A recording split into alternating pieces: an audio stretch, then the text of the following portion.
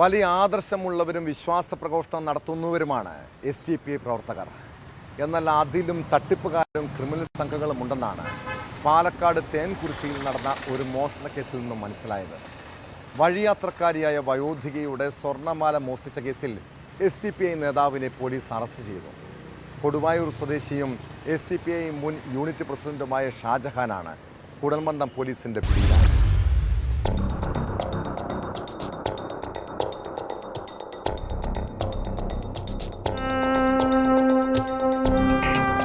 ഈ മാസം 10-ാം തീയതിയാണ് കേസിനാസ്പദമായ സംഭവം.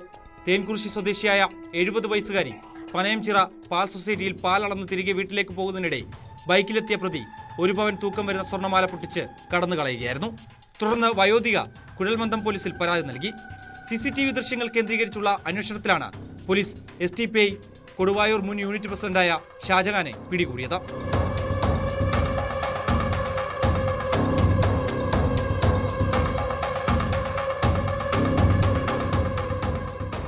പ്രതി 5 വർഷത്തോളം SDPI യൂണിറ്റ് പ്രസിഡന്റായിരുന്നു.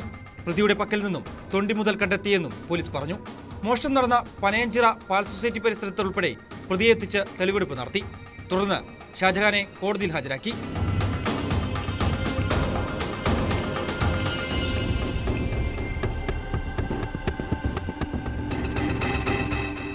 ന്യൂസ് 18 പാലക്കാട്.